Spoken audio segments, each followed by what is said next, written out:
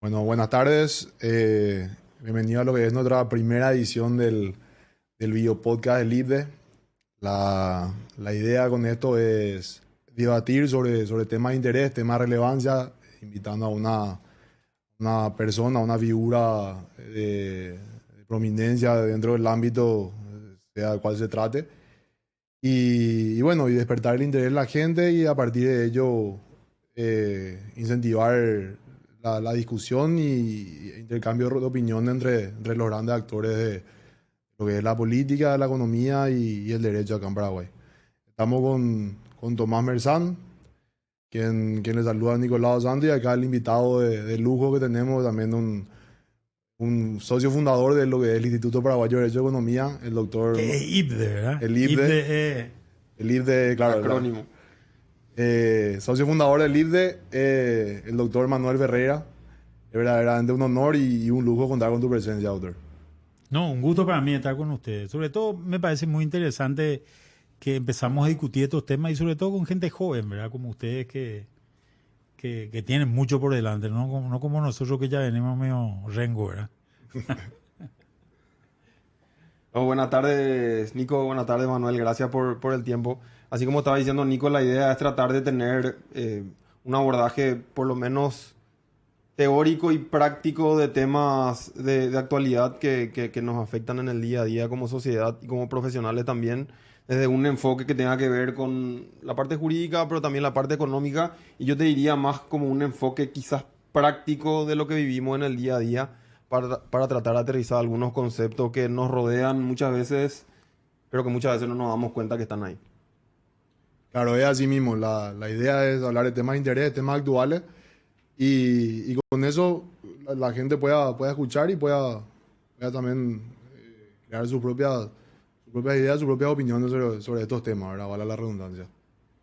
Y así entonces hoy vamos a hablar sobre, entre otras cosas, seguramente sobre empresas estatales, Tommy, ¿verdad?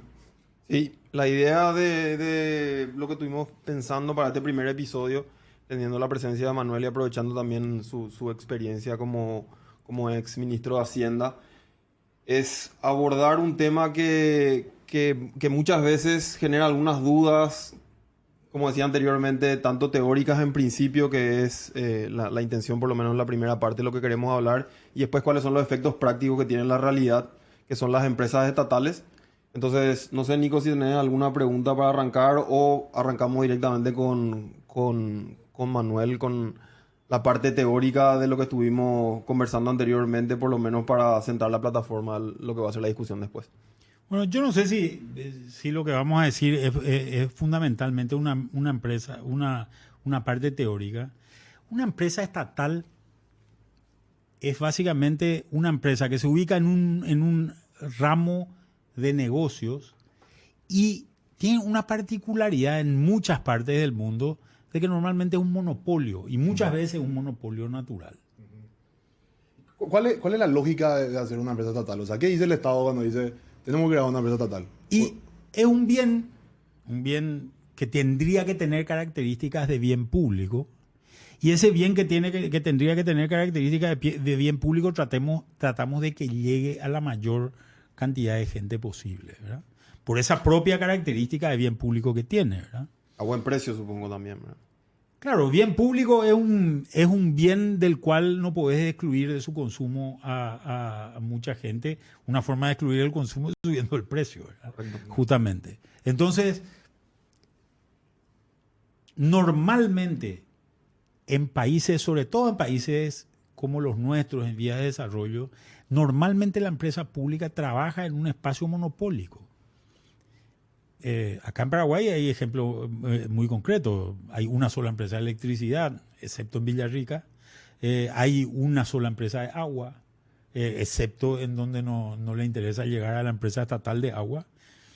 Hay una sola empresa que ofrece telefonía de línea fija, en fin. Sin embargo, por ejemplo, hay otras empresas como Petropar, que ya empieza a competir en un mercado con otros proveedores privados en general, ¿verdad? En teoría, lo que hace una empresa, cualquier empresa, es maximizar el beneficio, optimizar el lucro que puede generar haciendo la actividad que sea que haga. La empresa pública lo que diría es: yo renuncio a ese beneficio. Y al renunciar a ese beneficio, ofrezco un producto por debajo del precio que le permite accesibilidad a la gente, ¿verdad? Esa es la definición, en la definición práctica. En la definición teórica más bien del tema. Y ahí hay un tema que es importante de tener en cuenta. En la teoría neoclásica, que es el origen de todo esto, un mercado de competencia perfecta es un mercado donde ninguna empresa gana utilidades. Y existen infinidad de empresas, tanto del lado de la oferta como del lado de la oferta, como consumidores por el lado de la demanda, que lo que hacen es van drenando, digamos, esa utilidad que genera la empresa.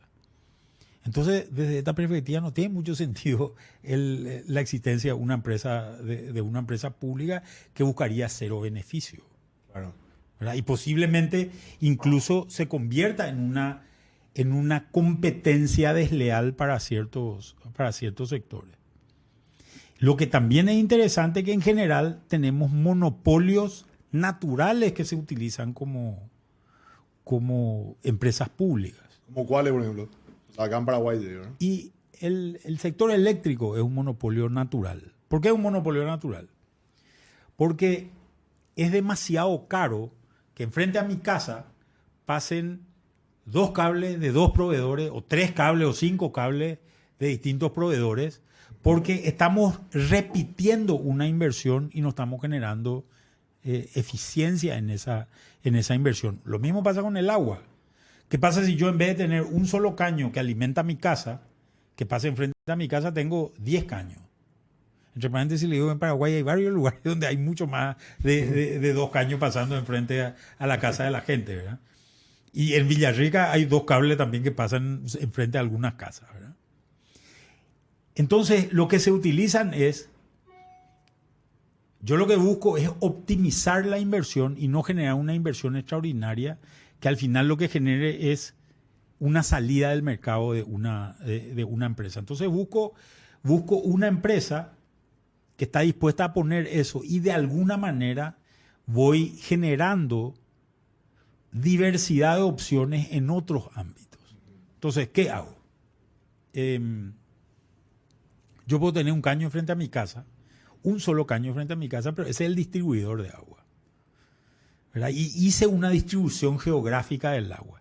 Sin embargo, los productores de agua, es decir, los que toman agua del río y producen el agua limpia, limpian el agua, etcétera, etcétera, la convierten a condiciones de potabilidad razonables, pueden ser diversos productores que pagan un peaje por utilizar eso, ¿verdad?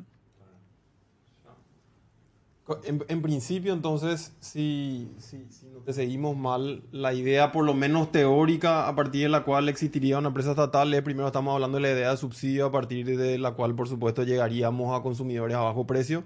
Y la otra es por el tipo de industria. Es decir, en la medida que tengamos un tipo de industria cuyos costos de entrada sean caros o haya demasiada ineficiencia para la distribución, por ejemplo, entonces ahí sí tendría sentido, por lo menos en principio o de manera teórica, sin entrar en el detalle práctico todavía, que justificaría tener una empresa estatal. Caso electricidad, caso agua, que de hecho son los casos que nos ocurren en el país. Me imagino con algunas excepciones también después que requerirán mayor explicación. Incluso te digo más. En algunos casos se busca una empresa estatal para poder llegar. En lugares alejados, el Chaco, por ejemplo. Es difícil que una empresa de telefonía se interese en instalarse en ese lugar porque hay muy poca demanda. Porque vive poca gente. Y hay países que son así, que tienen esa diversidad, tienen desiertos, por ejemplo, ¿verdad? En esa zona del desierto, la poca gente que está no tiene capacidad de servicio, ¿verdad? Que es un tema importante. Y otra realidad es una realidad en los grandes conglomerados que hay. En los grandes conglomerados urbanos que hay, te voy a poner el otro extremo. Antes de que exista la tecnología 4G o LTE en celulares, Vos te ibas al Defensor a ver un partido de fútbol y no podía, Cierto. no funcionaba el teléfono, ¿verdad? Ni al Defensor, te iba al colegio, estaban todos en la clase, Me no acuerdo, podía me ver música. acuerdo de eso. En las fiestas. En las fiestas grandes, No, y en fiestas en días festivos. En Navidad, Año Nuevo, sí, no. uno mandaba el mensaje a las 6 de la tarde porque a las 12 ya no Ya no iba a tener funcionaba. la posibilidad de claro, enviar y recibir el o mensaje. a las 3 de la mañana recién al otro día, ¿verdad? Exacto. Claro, ese es un tema que es importante para ver. Entonces, también vos buscas sistemas de inversión que sean óptimos en este tipo de cosas. Y ese sistema de inversión óptimo es, porque al consumidor al final lo que le interesa es tener electricidad. ¿Qué te importa cómo se llama la empresa que te provee? Si la empresa que te provee bien, bienvenido. O tener agua, ¿verdad? O hacer una llamada y que esa llamada no se caiga, ¿verdad? No se corte. Entonces, eso es interesante de tener en cuenta, ¿verdad? A mí me resulta también interesante, muchas de estas empresas son empresas que tienen su trayectoria histórica a lo largo del tiempo, ¿verdad? Hace, no sé bien, pero hace 120 años no había electricidad, ¿verdad? Nosotros, todo el mundo vivía con un sistema de iluminación nocturna que era vela, con fuego, o algún tipo de... Después empezó a haber electricidad, pero era muy costoso inicialmente. Entonces solamente el Estado se animó a hacer esa primera inversión. Nosotros vivimos algo más cercano, que es el teléfono celular. El teléfono celular es interesante. Hay una empresa que entra, este es el caso de Paraguay notoriamente, pero es el caso de muchos otros países. Una empresa que entra y dice, bueno, te dan un ladrillo así de grande, ¿verdad? Que costaba, no sé, $5,000 costaba. La llamada te cobraban cada un minuto y te cobraban la llamada entrante y saliente. Me acuerdo de eso, sí. Entonces los perros tenían el ladrillo ese y no te querían dar su número de teléfono. Bueno, querían que le llamen, ¿verdad? No quería que le llamen. Después baja el sistema de facturación, se elimina la llamada entrante. Ahí te empiezan a dar los perros el número de teléfono. Fíjate que cuando vos armás números, este tema de comunicación telefónica, acá empieza a funcionar lo que es una economía de red. Correcto. El peor teléfono es el que tenemos solo, ¿verdad? Nadie más lo tiene, ¿verdad? No puede hablar con nadie, ¿verdad? Por más que dicen que Alexander Graham Bell, cuando creó el primer teléfono, la primera llamada, le hizo a su esposa y le reclamó ya a su esposa que por qué no venía más temprano. Pero más allá de las bromas, creo que es muy interesante ese tema, ¿verdad? El caso de las compañías celulares que van entrando son las de un monopolista discriminante. Entonces lo primero que pasa es eliminar la llamada de entrada.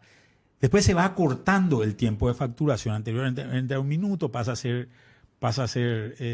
medio minuto, después pasa a ser 10 segundos, después ya era instantáneo, ¿verdad? Era solamente por el tiempo que vos hablabas. Y paralelamente la tecnología iba haciendo que el teléfono se vaya achicando, no solamente en tamaño, sino también en precio, ¿verdad? Y se vaya volviendo accesible. Hoy vos podés conseguir, no sé, voy a mentir, pero seguramente por $80 ya podés conseguir un teléfono, un smartphone, ¿verdad? Que con el que podés tener incluso conexiones a internet, ¿verdad? Dependiendo de lo que vayas buscando, ¿verdad? Entonces, ese proceso de monopolista discriminante para convertirse en un mercado de competencia es interesante, pero en general el rubro es un rubro donde no pueden haber muchos actores. O sea, está muy alejado el rubro de lo que es un mercado de competencia perfecta. Hay infinita seguramente cantidad de consumidores, pero no hay infinita cantidad de proveedores. Esto ocurre en muchos mercados. Y ahí entra a tallar todo el tema de la regulación, ¿verdad? De la regulación como un elemento central, que es el elemento que al final termina corrigiendo los problemas que puedan existir en estas cosas. Ahí tenía una pregunta que solamente para no perder el hilo de lo que estaba comentando, porque por lo menos de lo primero que estabas explicando, y si ponemos en perspectiva, digamos, la realidad que tenemos y además de la teoría, está claro que hay pros y contras para tener la figura de la empresa estatal por razones quizás históricas, en algunos casos por el tipo de industria, por el desarrollo de tecnología y por las características del mercado que estabas explicando. Ahí se me quedó picando una pregunta, porque por lo menos si es que tratamos de aterrizar a nuestra realidad en el país o los ejemplos que tenemos de empresas estatales, aparentemente el racional que hoy tenemos llevado hacia atrás termina siendo más anecdótico que adaptado a la realidad de lo que vivimos. El ejemplo de telecomunicaciones quizás es uno de lo que estabas explicando, cómo fue evolucionando la comunicación a lo largo del tiempo y la penetración de la tecnología también, que hace que hoy tengamos mucha oferta a precios bajos, con el ejemplo del smartphone, con el ejemplo de la portabilidad, que durante mucho tiempo también se discutió y hoy ya no es una discusión, con lo cual básicamente los precios también terminaron bajando porque la competencia entre las empresas de telecomunicaciones se volvió más incisiva. Entonces mi punto con esto es, quizás originalmente tenía sentido tener una empresa estatal porque la inversión para hacer comunicaciones por línea baja o por el método que fuera era muy cara. Pero hoy en día, como tenemos más herramientas, como tenemos más tecnología y como tenemos la posibilidad de acceder a mayor cantidad de recursos a precios más bajos, quizás de vuelta, el racional de que exista la empresa estatal independientemente de la industria es más anecdótico que adaptado a la realidad. No sé si eso te hace algo de sentido. No necesariamente en comunicación, pero puede ser en otras industrias también. O sea, es como que hay que poner de vuelta en tela de juicio si es que lo que teníamos anteriormente que explicaba o que explicó en su momento que el Estado hiciera la inversión, tuviera el modelo de empresa estatal, hoy realmente vale la pena continuar con ese modelo o termina siendo ineficiente. Es por lo menos para la discusión. No, claro. Tiene lógica lo que está planteando, ¿verdad? Pero a pesar de eso, siguen habiendo cosas que nosotros seguimos haciendo con dinero público o con gestión pública. Las rutas mismo, ¿verdad? Que no son una empresa estatal, pero El modelo. el modelo de financiamiento es un modelo del Estado, porque es un bien público de uso público, digamos, o de derecho público, y incluso nosotros seguimos financiando bienes públicos de derecho privado, ¿verdad? En estas circunstancias, cosas que no tienen mucho sentido también, ¿verdad? Nosotros seguimos financiando, por ejemplo, el mismo modelo que tenía Stroessner o fondeando el mismo modelo que tenía Stroessner de educación en Paraguay. ¿Por qué? Porque Stroessner lo que hacía era habilitar una escuela en cada lugar. Y entonces la escuela llegaba hasta donde estaba la gente. Cuando que el concepto hoy en todo el mundo es el contrario. Es llevarle a la gente hasta la escuela. Porque tenés economías de escala, ¿verdad? Claro, para eso necesitas un buen sistema de transporte, por ejemplo. Cosas no tenemos. Necesita un buen sistema de transporte, necesita buenos caminos, ¿verdad? Yo recuerdo que yéndome una vez a Argentina, me fui varias veces manejando y me aburro escuchando música, entonces escucho radio AM. Ahora hay podcast y eso, ¿verdad? Pero cuando había radio AM, me acuerdo que enganché una radio argentina. Una radio, no me acuerdo de dónde, ahí de la provincia de Santa Fe, por ahí en Argentina, donde había un señor que era el encargado de conseguir tosca de pedregullo, ¿verdad? Para arreglar los caminos para que los chicos puedan irse a la escuela, ¿verdad? Y el señor le estaba puteando a toda la comunidad porque fulano de tal no entrega tosca y él me dijo que me iba a entregar y no sé qué, y yo le dije que iba a hacer. El señor estaba cumpliendo su rol social de generar un bien público que era el camino para que los chicos se puedan ir a estudiar, ¿verdad? Cosas que son fabulosas, ¿verdad? A mí me parece interesantísimo cómo en ciertos casos también ocurre esto de que la comunidad sustituye no solamente al mercado, sino sustituye al Estado mismo en algunos casos. Totalmente. Porque arregla. Con base en las necesidades que haya. Los menonitas, no sé cuántos kilómetros de ruta mantienen, ¿verdad? En distintos lugares porque es una necesidad comunitaria y no le cobran a nadie por ese servicio que ofrecen, ¿verdad? Y volviendo al tema de la regulación que estaba mencionando, ya a tu criterio personal, ¿verdad? ¿Vos crees que es mejor que el Estado entre a regular un mercado, una industria en particular, jugando como un jugador, vale la redundancia, o ya de un ámbito de regulador netamente sin necesidad de participar en el mercado como un jugador? Bueno, yo creo que esa es una decisión que tiene mucho origen histórico, es path dependent, le decimos nosotros los economistas, ¿verdad? Tiene un origen determinado y ese origen es el que determina muchas cosas. Te voy a poner un ejemplo. El Ministerio de Obras Públicas es un ministerio que es licitador. Está acostumbrado a hacer licitaciones.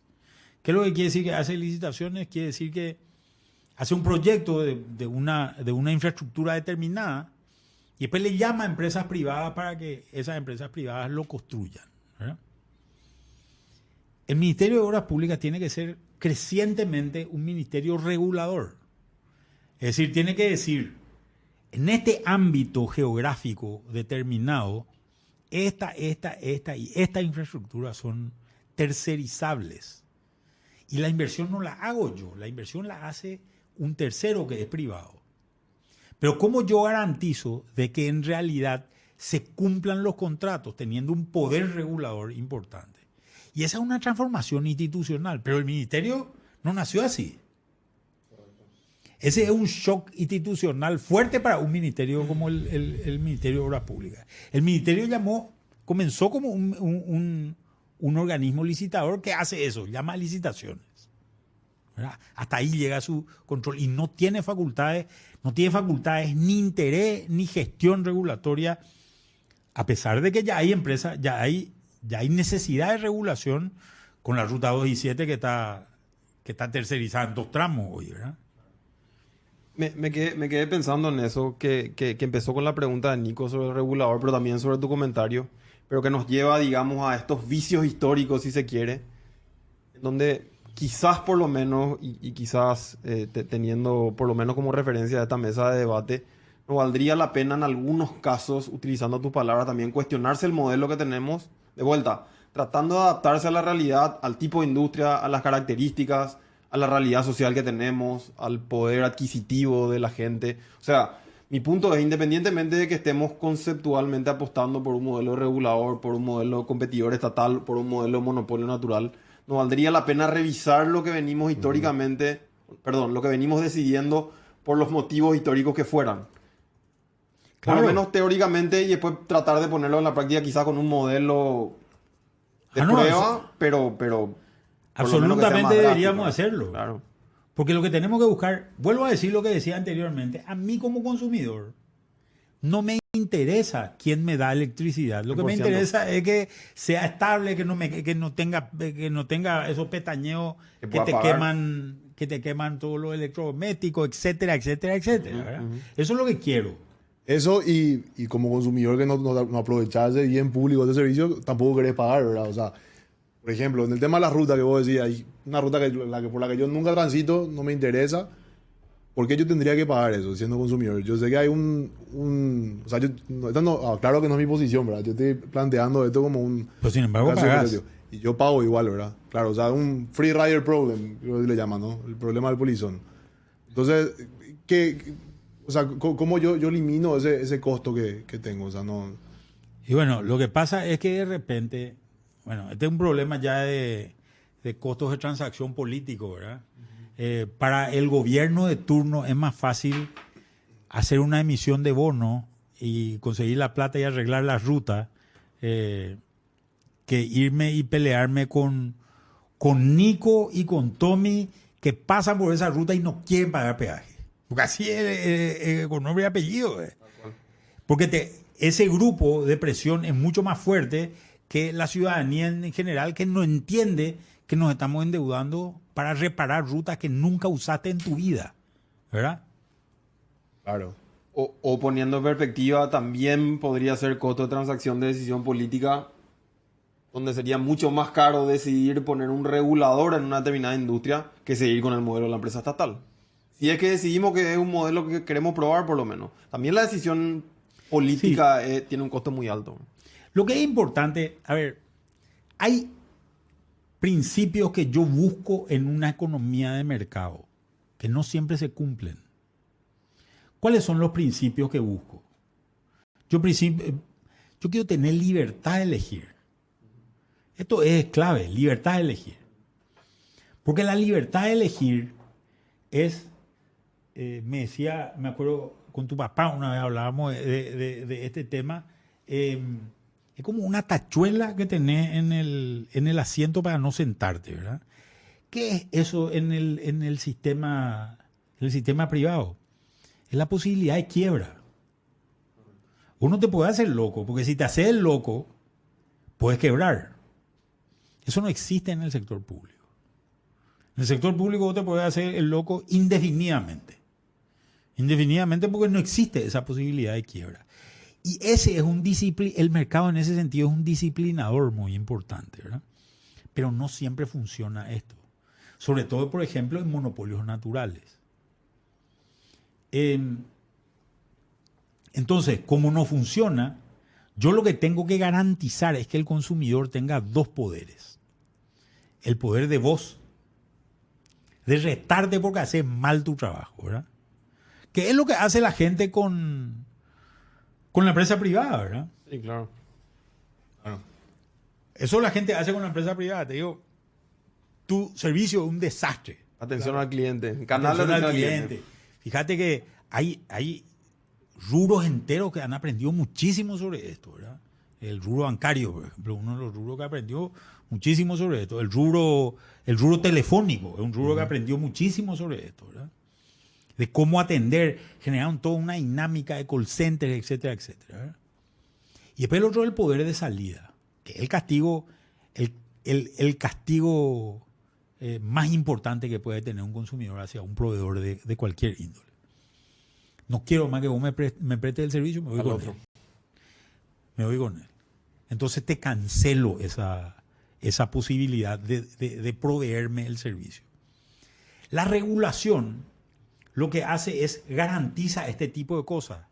Con medidas, hay medidas muy interesantes. Por ejemplo,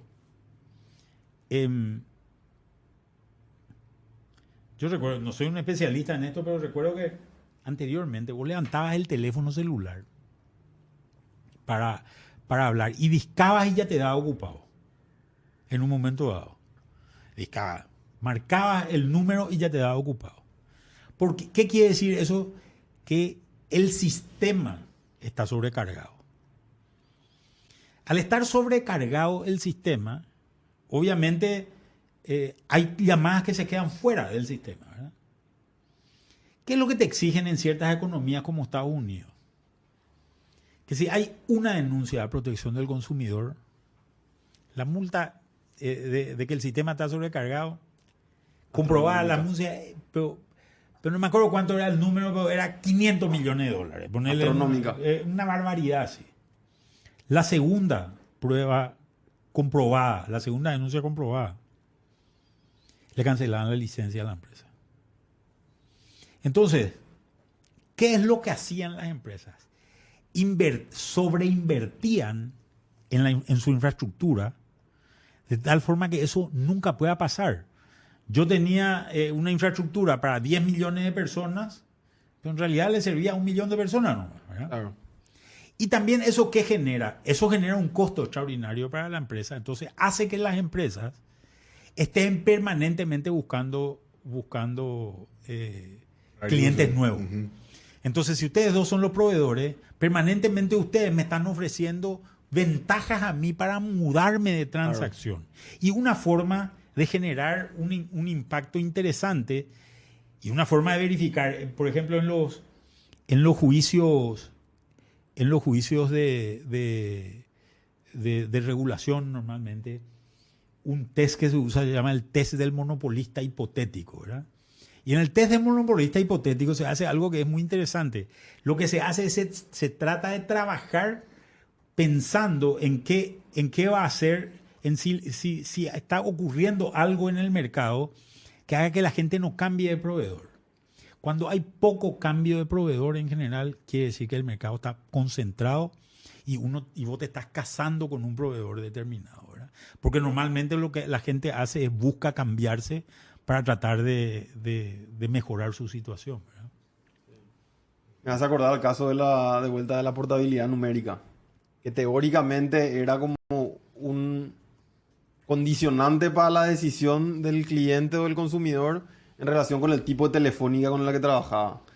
Hasta que se habilitó la portabilidad numérica y ahí entonces todo el mundo empezó a jugar con otros factores que eran ya precio, calidad, etcétera, etcétera, porque nadie quería perder, entre comillas, el número que era como la identidad de la persona o la razón por la cual se le identificaba dentro del espacio de telecomunicaciones. Y era por lo menos. perder tu red, ¿verdad? O salirte de la red y volver a entrar a la red es costoso de vuelta, ¿verdad?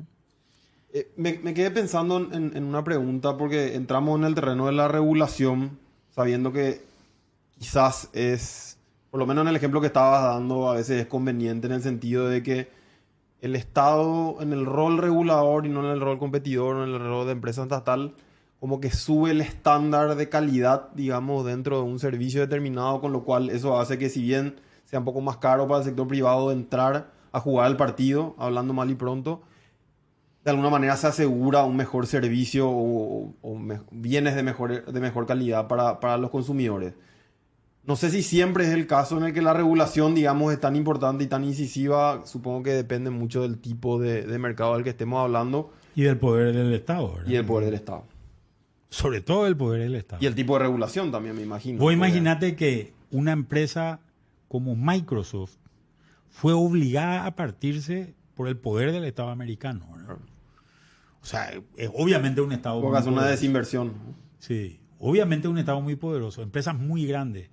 Hay otro caso de Pricewaterhouse, que fue obligada a dividirse también. Correcto. Por empresas muy grandes, muy poderosas. No sé si es la realidad de regulaciones en países con estructuras estatales débiles, como en nuestro caso, ¿verdad? Sí, correcto. Que no es muy fácil hacer ese tipo de cosas. Claro, porque ahí me pongo a pensar... Por más que acá se tomaron decisiones de esa índole. Sí. No, me pongo a pensar, si tenés un estado débil, impones mucha regulación, es como que aumentan los costos de transacción para tratar de desarrollar un mercado, entonces puede terminar perjudicando también el desarrollo natural quizás de ese mercado. Entonces hay que agarrar con pinza, digamos, también el concepto de regulación dependiendo del caso. Sí, en realidad nosotros tenemos fallas de mercado que son definidas desde ciertas perspectivas. Una de ellas es el costo de transacción, ¿verdad? El costo de transacción te lo impone el Estado, pero te lo imponen las propias empresas. Okay. Un cargo de gerente en una empresa es un costo de transacción porque esa persona no está produciendo. Esa persona está controlando al que produce, básicamente, ¿verdad? Si de alguna forma vos consiguieses incentivos en el que produce para que él opere libremente, sin ningún tipo de control y haga bien su trabajo, entonces posiblemente te ahorrarías muchísimos costos. Douglas North tiene un artículo que ya tiene sus años, pero él hace un cálculo y un estimativo de los costos de transacción en la economía americana. 75% del PIB es una barbaridad astronómica el número, ¿verdad? el número que le salía, ¿verdad? Douglas North es premio Nobel de Economía, no es un improvisado en hacer cálculos de esta índole, ¿verdad? Entonces hay muchas, ese es un problema complicado que puedes tener, con el que te puedes encontrar. El otro son asimetrías de información, ¿verdad? Que son naturales en ciertos mercados. Por ejemplo, en el mercado laboral es natural la asimetría de información. En otras palabras, vos venís y me contratás a mí para que yo esté 8 horas en tu oficina haciendo X cosas, pero en realidad lo único que vos podés controlar es que yo esté las 8 horas, ¿verdad? No que haga el trabajo que me dijiste, ¿verdad? Y eso te vas dando cuenta después con el tiempo. Mucho menos en una entrevista. Y mucho menos en una entrevista. Por eso normalmente el costo, el turnover, ¿verdad? El costo de despido es un costo relativamente alto. La gente prefiere aguantar ciertas cosas para no tener que buscar otra persona que sustituya a esa persona. Y normalmente los incentivos se meten dentro de la propia relación. O sea, para que yo trabaje, me decís, si no trabajas te despido, y si trabajas bien te premio, ¿verdad? Te subo el sueldo, te asciendo, te doy un diploma, no sé, lo que sea que implique ese premio determinado. Fíjate que es muy interesante, en el Estado no existe esto. En el Estado paraguayo no existe esto. En el Estado paraguayo es muy difícil subirle el sueldo a alguien y es imposible echarle a un funcionario con cierta antigüedad, ¿verdad? Entonces, ¿cómo generar incentivos para que la gente trabaje? Yo por eso digo, en el Estado paraguayo hay una serie de patriotas, ¿verdad? Porque trabajan a pesar de esto, ¿verdad? A pesar de que no tienen incentivos para trabajar. En muchos casos hay mucha gente que trabaja, muchísima gente que no lo hace, ¿verdad? También. Y después tenés las externalidades. La externalidad es el efecto externo de un acto de consumo de producción, ¿verdad? En general, el ejemplo más interesante es vos tener una actividad de transporte, tener un micro que tira humo como la gran pistola, y esa es la externalidad, ¿verdad? Ese micro que genera un bien, que es el transporte, genera un mal que es la polución, ¿verdad? Y cómo vas eliminando eso en ese tipo de actividades. Estas son, digamos, las tres fallas que normalmente son las fallas que se regulan, más allá de las concentraciones que hay y los incrementos de precios que se generan. Está muy claro que un monopolista puede cobrar un número que no puede cobrar una persona o una empresa que compite, ¿verdad? Eso significaría entonces, si no te sigo mal la idea, que existirían buenos argumentos para regulación en la medida en la que haya más fallas de mercado, ¿cierto? O sea, si las fallas de mercado, digamos, son pronunciadas en determinados casos, entonces eso justificaría que exista un regulador. ¿Cuál es para vos el mejor regulador de Paraguay? Probablemente el Banco Central. El Banco Central. Yo creo que también es el Banco Sin Central, duda. ¿verdad? Sin El duda. Banco Central, que está regulando en un mercado donde las fallas de mercado son la esencia del negocio. Claro. O sea, no hay... ¿Qué quiere decir que la falla de mercado es la esencia del negocio? La condición básica del crédito es que no todos los que quieren crédito tienen crédito. Está bueno. ¿Verdad? Esa es la condición básica. Sí, sí. ¿Verdad? La condición, entonces, es el mercado donde la oferta no es igual a la demanda, sino la demanda es mayor que la oferta, está en equilibrio. Teóricamente, el mercado está en equilibrio donde la oferta es igual a la demanda. En el mercado financiero, la oferta está el mercado está en equilibrio cuando la demanda es mayor que la oferta. Porque hay un grupo de gente que no tiene crédito. Vos lo que buscas es que haya un grupo de gente que no tenga crédito. ¿Verdad? ¿Por qué? Porque si todo el mundo tiene el crédito, porque la relación individual, yo siempre le digo, me acuerdo cuando enseñaba esto en la facultad, le decía a mi alumno, ¿cómo es un banco? Y un banco es un mostrador así, ¿verdad? Yo estoy de este lado, yo soy el banquero, ustedes son los que quieren el crédito, y yo tengo acá un balde lleno de plata, ¿verdad? Y viene Nico y le digo, o sea, y atrás, obviamente, del mostrador están la gente que quiere la plata, ¿verdad? Si mi tasa de interés es 0%, ¿cuánta gente va a haber en la fila? ¿Cuánta gente va a haber en la fila? Muchísimo. Interminable va a ser la cola. Me acuerdo, Financiera para Piti en su tiempo hizo una promoción que, estoy hablando de los 90, ¿verdad? Hizo una promoción donde vos podías tomar un crédito de hasta 1 millón de guaraní a tasa cero. O sea, 1 millón de guaraní pagaban 10 cuotas de 100.000. ¿Eh? Creo que colocó, no me acuerdo el número, 9.000 créditos ese día y no le daba abasto para hacer eso. Era obviamente una campaña de marketing, ¿verdad? Porque después te iban recolocando otras cosas y ya te cobraban el resto, ¿verdad?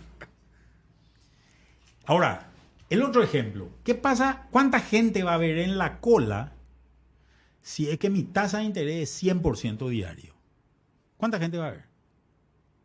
Poca. Poca o ninguna. Va a seguir habiendo gente. una cosa vas a tener clarísimo, que los que están en la cola no te van a pagar el crédito.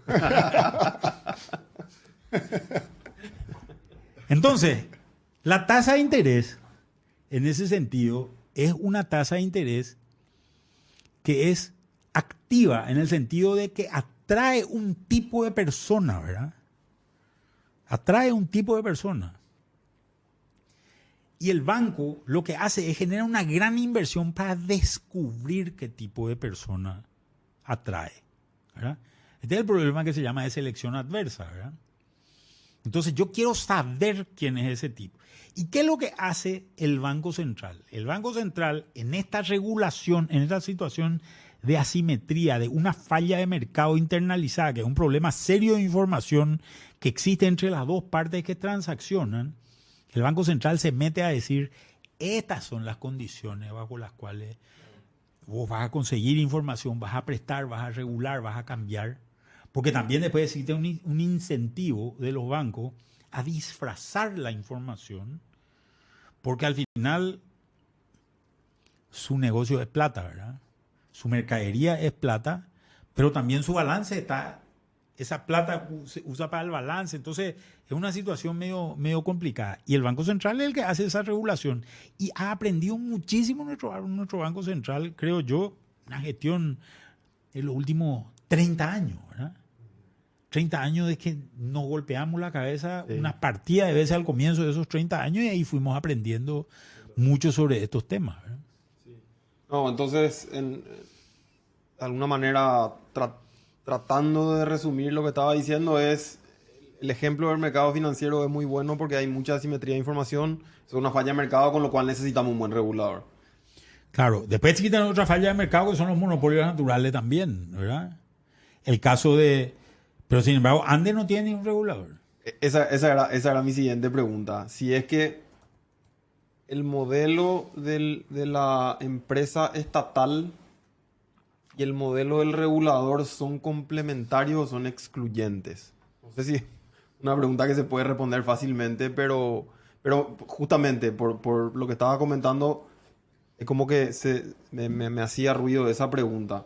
Porque si tenemos una falla de mercado como el monopolio natural, entonces necesitamos un regulador. Entonces, parecería ser que estamos hablando de conceptos que son en algún punto complementarios, por el caso del monopolio natural, pero no necesariamente.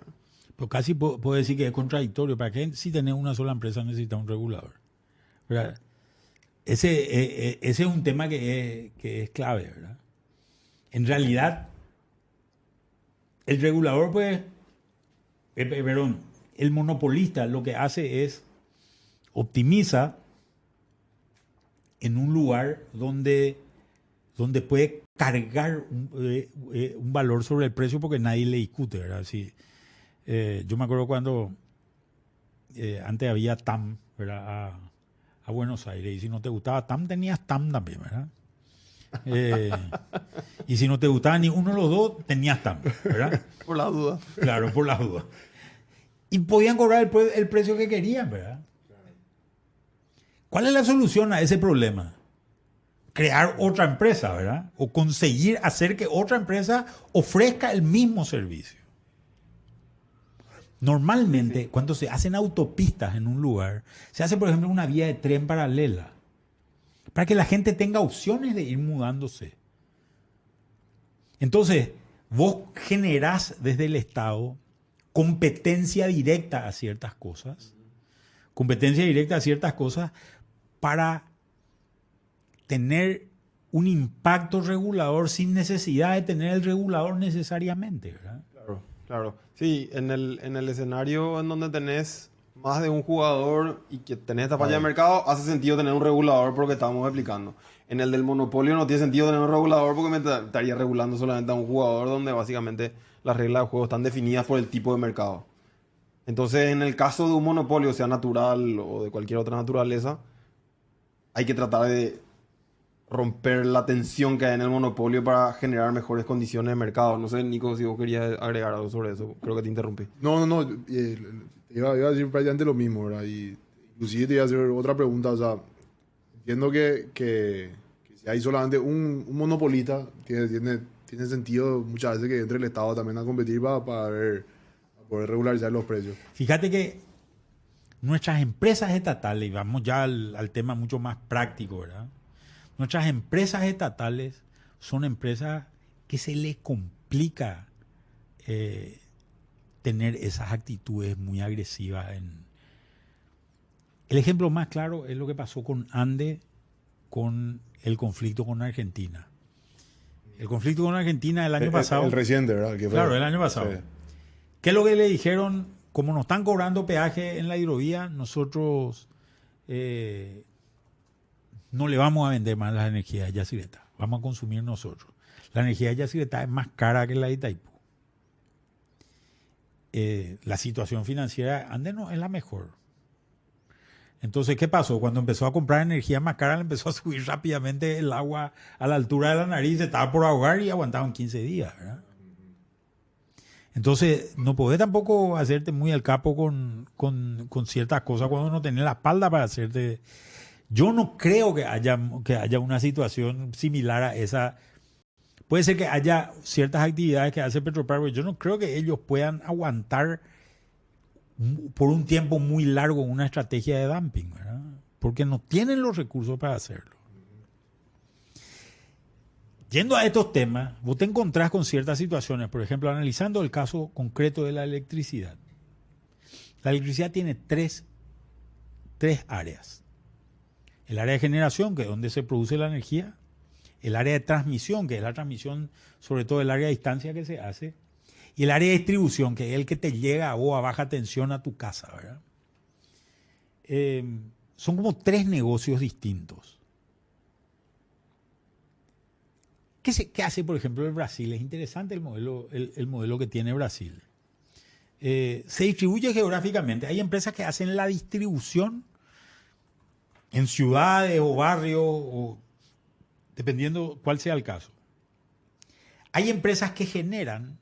Yo tengo mi represa, o tengo mi panel solar, mis paneles solares, o tengo lo que sea que produzca electricidad. Y hay empresas que hacen transmisiones, donde yo tengo la transmisión de A a B, ¿verdad? Yo usuario final, le puedo comprar la electricidad a quien quiera, pero tengo que pagar el costo de peaje de usar la línea de transmisión hasta cierto lugar y de usar la línea de distribución desde ese lugar hasta la casa del vecino que está afectado, ¿verdad? Perdón que te interrumpa. En ese modelo, ¿yo contrato con el generador de energía o con el distribuidor de energía? Supongo que con el distribuidor. Vos contratás con el generador de energía. Con el generador y pago el peaje, claro, o el costo del peaje de la distribución hasta el final. Exactamente. En estos tres espacios, vos tenés dos monopolios naturales. Claro. El de la distribución y el de la transmisión. Y tenés un mercado libre, que es el mercado de la generación.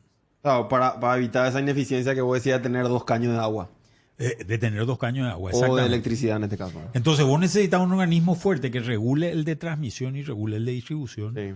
Pero el de generación lo podés dejar un poco más libre. Libertad. En Paraguay se está tratando de hacer algo como eso. Salió una ley el año pasado y esa ley lo que hace es permite a la gente conectarse a la red para inyectar electricidad. Para hacerlo va a ser un caso de eso, ¿verdad? Para hacerle va a sobrar electricidad en su proceso de fabricar celulosa y esa parte de eso va a poder inyectar a la red. ¿Cuál es el problema que hay con esa cosa? Que tenés un comprador. En el caso de Paraguay tenés un comprador que es Ande, ¿verdad? Que tiene los otros dos espacios, ¿verdad? Y si Ande no te paga... No, por eso estaba... Perdón. No, estaba pensando que a diferencia del modelo brasilero ahí, yo no contrataría como consumidor con Paracel, sino con Ande. Claro. Con lo cual Ande el que o Paracel va a tener el problema con Ande en el caso que no le pague la cuenta. Correcto. Perdón, te interrumpí. Una pregunta que mucha gente se hace, ¿verdad? Hablando así con amigos, en las redes sociales, todo el mundo se pregunta, ¿por qué no puede haber otro como Ande? ¿Por qué no hay otro competidor de Ande?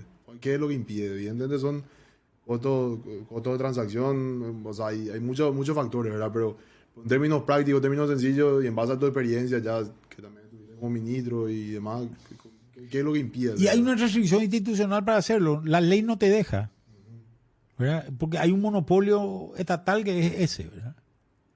Fíjate que el caso de ESAP es distinto, ¿verdad? ¿Cómo funciona ESAP? La inversión, ESAP es una empresa bastante más débil que Ande también. ESAP está concentrada exclusivamente en los centros urbanos. Fuera de los centros urbanos no existe ESAP, existe el aguatero, ¿verdad? El aguatero o la junta de saneamiento o lo que sea que hay, ¿verdad? Hay un organismo regulador que se llama ERSAN que regula a todos estos aguateros y a ESAP. En realidad, hoy vos tenés un sistema muy endeble con esa cuestión porque ERSAN no tiene la capacidad de regular a esos aguateros en forma. En Caguazú hay un lugar donde pasan 17 caños enfrente a una... Hablemos de ineficiencia, ¿verdad? Enfrente a una casa pasan 17 caños, ¿verdad? Y vos decís, no, ¿qué más? Me voy a conectar al otro caño, ¿verdad? Me voy a conectar al otro caño. Tirá, hacer un agujero en la calle y te conectás al siguiente caño, ¿verdad? Por supuesto, ninguna garantía de nada. Entonces, ese sistema es altamente ineficiente y necesita un regulador fuerte, ¿verdad? Ahí me quedé pensando de vuelta en la figura del regulador que bueno, trajimos a la mesa varias veces. El regulador, en la medida en que la institución sea sólida también, porque puede tener reguladores que terminen siendo ineficientes, con lo cual el mercado que pretende regular termina siendo doblemente ineficiente si es que el supervisor, digamos, tampoco ayuda. O mercados que sean corruptos, ¿verdad? Sí, claro, por no decir corrupto, ¿no? ¿Qué es lo que pasa, por ejemplo, en el caso del agua?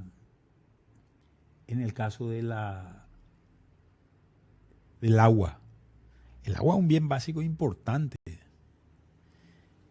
Muchos de estos son punteros políticos de todos los partidos, ¿verdad?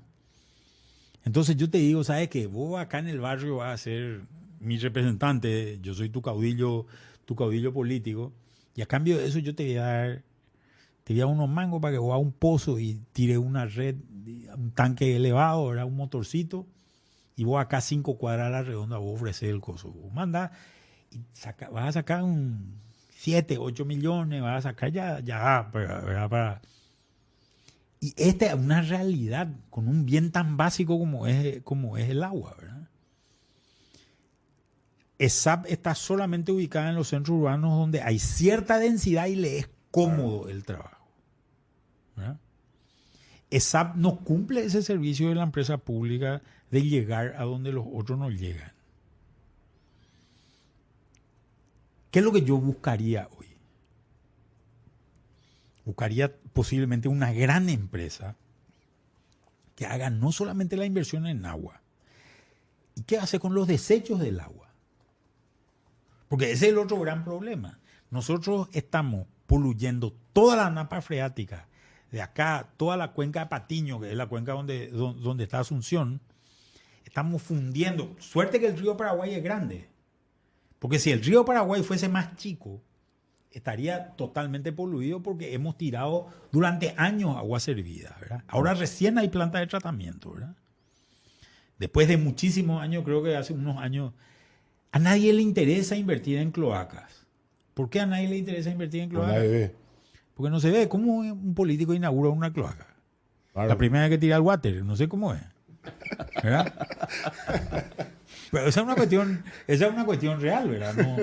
No es atractivo hacer no es atractiva hacer esa inversión. Además, tenés que romper toda la calle y los perros te odian, ¿verdad?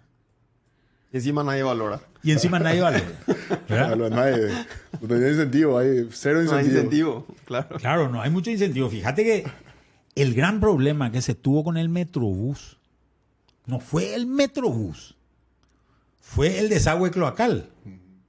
Ese fue el que realmente paró la obra y el que terminó haciendo que se caiga el proyecto, ¿verdad? Por más que se vendió como Metrobús el proyecto, ¿verdad? Entonces, estas cosas son cosas que que tenemos que pensar cómo resolverla. Yo hoy llamaría a una concesión de toda la cuenca, ¿verdad? De toda la cuenca. Gigante. Pero que esa concesión me provea agua a todos los distritos, incluso a los que no son densos. Que es el gran problema de Asunción. Asunción es una ciudad con 2.800.000 habitantes, creo. No sabemos más bien por el tema del censo cuántos somos, pero más o menos. Estamos seguros. No estamos muy seguros. Pero ponerle que sean 2.800.000 habitantes en una superficie enorme. Creo que en la misma superficie que nosotros tenemos, Buenos Aires tiene 15 millones. En esa misma superficie. ¿Por qué? Y bueno, por un fenómeno que se fue dando con el tiempo. Te vendían pues lote en el Gran Asunción, cerca de Coronel Oviedo, más o menos eran los lotes, ¿verdad? Pero eso te vendían. Creo que no nos estamos quedando sin tiempo, pero me quedé pensando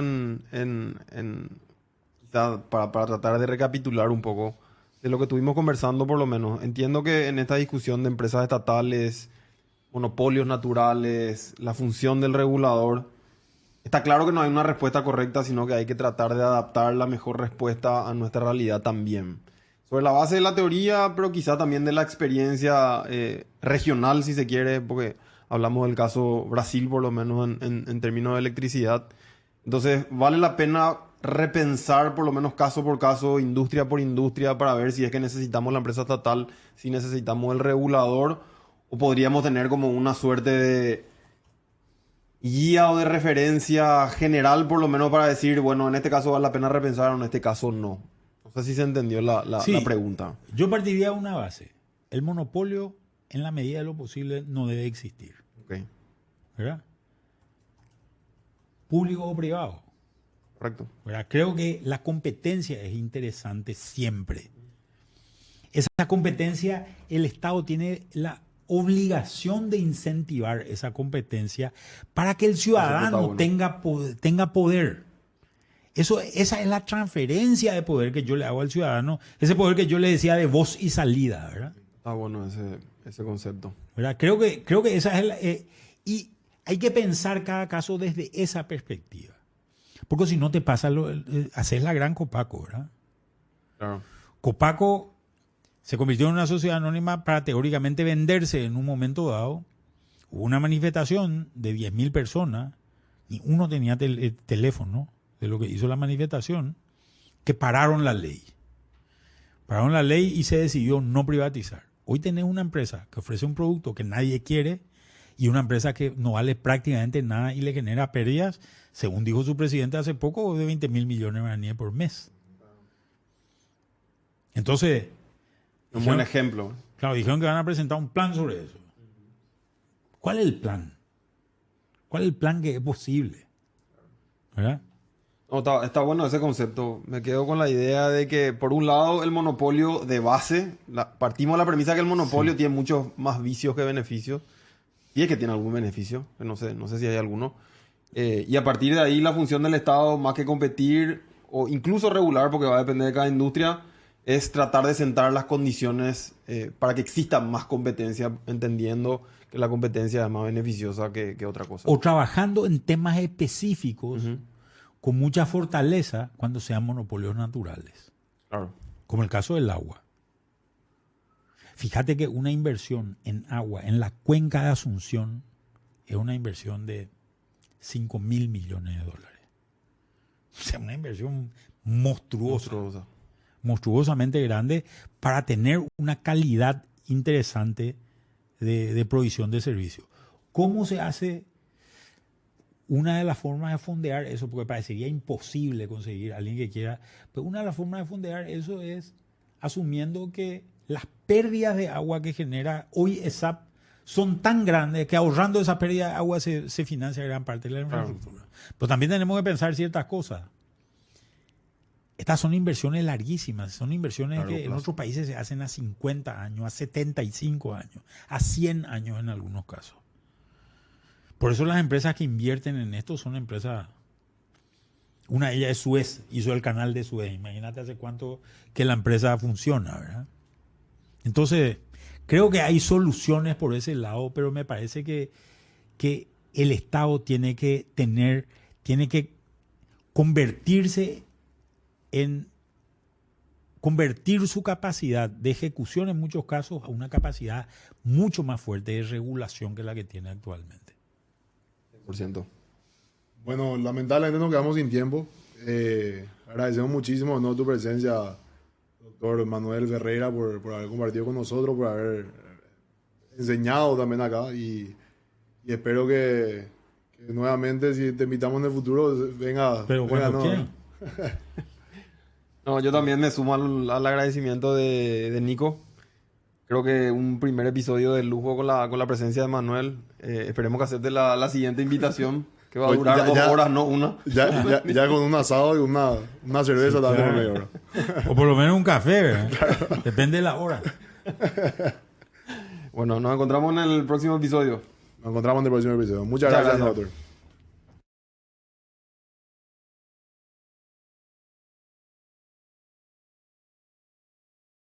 Bueno, buenas tardes. Bienvenido a lo que es nuestra